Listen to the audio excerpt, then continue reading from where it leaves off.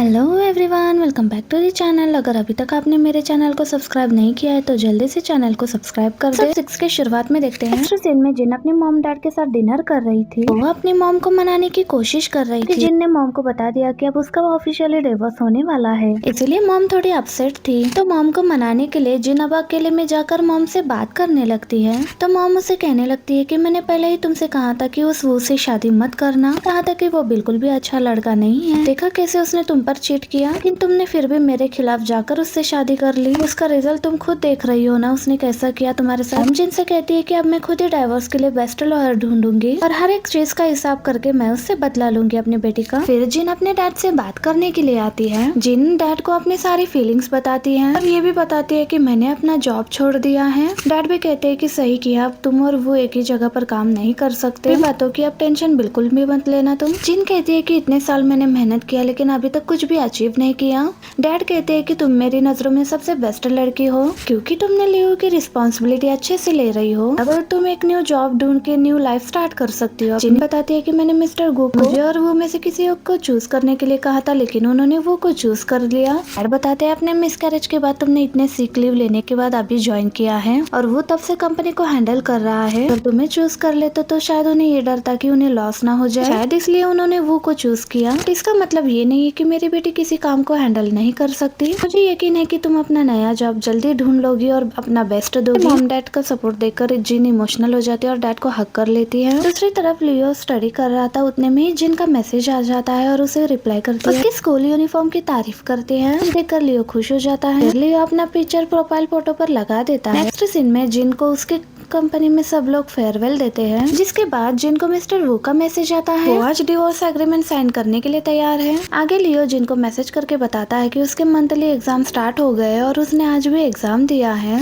और अगला एग्जाम उसका नेक्स्ट वीक है। अब लियो का ये मैसेज देखकर जिन उसे कॉल करती है तो जिन कहती है कि ये बात तुमने मुझे पहले क्यों नहीं बताई। तो जो भी एग्जाम है तुम वो दे देना और मैं तुम्हें शाम को पिक करने के लिए आती हूँ। लियो हाँ कहता है। नेक्स्ट सीन में जिन उसे जैसे घर लेकर आती है तो उसे पूछने लगती है कि क्या तुम्हें कंप्यूटर और टीवी देखना है। मना करते हुए कहता है कि मुझे नेक्स्ट एग्जाम की तैयारी करनी है। कहती है कि अभी पहले रिलैक्स कर लेना। वो टीवी पे कुछ लगाने लगती है। लियो चेंज करने के लिए जाता है। लियो चेंज करके आता है। जिन उसे पूछती है कि क्या देखना चाहोगे। लियो कहता है कि कार्टून। ये देखकर जिन कहती है कि ये वाली कार्टून तो मेरी भी फेवरेट है। जिन वो कार्टून प्ले करती है। लियो बहुत ध्यान से देख रहा होता है। कहती है मैं चेंज करके आती हूँ, लेकिन लियो सुनता नहीं है। तो जिन चेंज करने के लिए जाती है और स्नैक्स लेकर आती है कुछ। तो लियो से कहती है कि कुछ स्नैक्स खा लो। लियो का अभी भी जिन की बातों पर ध्यान नहीं होता, वो कार्टून ही देख रहा था। जिन लियो से फिर से कहती है कि लियो कुछ स्नैक्स खा लो। लियो बिना देखे स्नैक्स ले रहा होता है, तभी इन दोनों के हाथ टच हो जाते हैं। टच होने की वजह से लियो शाय फील करता है और जिन को देख के जा रहा होता है। नेक्स्ट मॉर्निंग दोनों भी साथ में ब्रेकफास्ट करते हैं। यहाँ जिन लियो पर गुस्सा हो रही थी क्योंकि वो हॉस्टल में भी ठीक से खाना नहीं खा रहा था और जिन ने उसे जो पैसे ट्रांसफर किए थे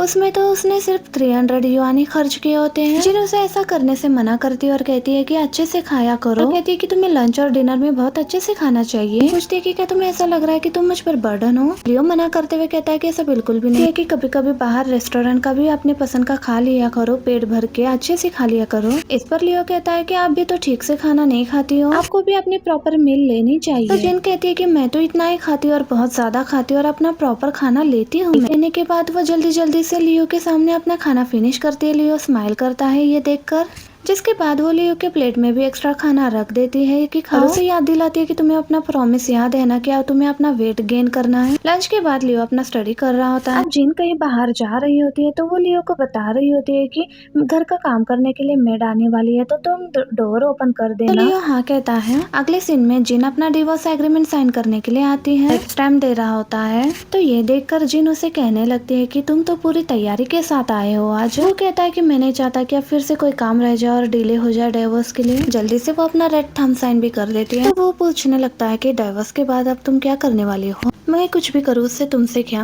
कहती है कि अच्छी कंपनी में जॉब ढूंढूंगी और कुछ ही दिनों में तुम्हारी कॉम्पिटिटर बनकर तुम्हारे सामने आ जाऊंगी। ये कहकर वो जाने लगती है। पर वो उसे रोक लेता है। कहता है कि जो तुमने मुझे कुछ एक्सपेंसिव गिफ्ट दिए वो कार में पड़े, तुम चाहो तो तुम ले जा सकती हो। जिन कहती है कि वो कचरा तुम अपने पास ही रखो, मुझे अब वो नहीं चाहिए। ये कहकर वो चली जाती है यहाँ से। वो तो बस हक्का बक्का देखता ही रह जाता है उसे। नेक्स्ट सीन में वो एक पार्क में आकर बैठ जाती है। पहले तो वो थोड़ी सी इमोशनल हो जाती है डाइवोर्स को लेकर। वो थोड़ा लाइट फील करती है कि ऐसे वर्थलेस रिलेशनशिप से वो बाहर निकल चुकी है। आगे हम देखते हैं कि लियो को अपने फोन के एक ऐप में जिन के बर्थडे का रिमाइंडर आता है और वो जिन के लिए कुछ स्पेशल करने का सोचता है। फिर अपने वॉलेट में चेक करता है कि उसके पास कितने पैसे हैं। लेकिन उतने में डोर पर मिस्टर वू जिन से मिलने के लिए आ जाते हैं और जब लियो डोर ओपन करके देखता है तो मिस्टर वू जिनका वही सामान देने के लिए आया हुआ है। मिस्टर वू उसे देखकर पूछते हैं कि तुम यहाँ पर रहते हो। लियो कहता है कि नहीं। वो पूछता है जिन कहाँ पर है, मुझे उसका सामान देना है। बट लियो उसे अंदर ही आने नहीं देता। कहता है मैं उसका हस्बैंड हूँ। लियो कहता है कि तुम दोनों का डाइवोर्स हो चुका है, मुझे पता है। ये भी कहता है कि जिन बहुत काइंड नेचर की है, इसलिए तुमने उस पर चीट किया ना और अब उसे बुली कर रहे हो। वो लियो से फोन करते हुए कहता है कि मैं जिन को तुम्हारी कंप्लेंट करूंगा कि लियो असल में कैसा है, वो एक बच्चा होकर भी इतना एरोगेंट बिहेव कर रहा है। तो लियो उसके सामने आ जाता है और कहता है कि अब मैं कोई बच्चा नहीं हूँ। ये भी कहता है कि तुम चाहो तो चेक करके देख सकते हो कि मैं बच्चा हूँ या नहीं। कहता है कि क्या तुम ऐसे हो, ये बात जिन को पता है? क्या तुम जिन के सामने भी ऐसे ही बात करते हो? तो लियो कहता है कि नहीं। कहता है कि अब यहाँ पर फिर कभी मत आना। फिर वो यहाँ से चला जाता है। जिसके बाद वो के दिए हुए गिफ्ट लाकर अंदर रख देता है।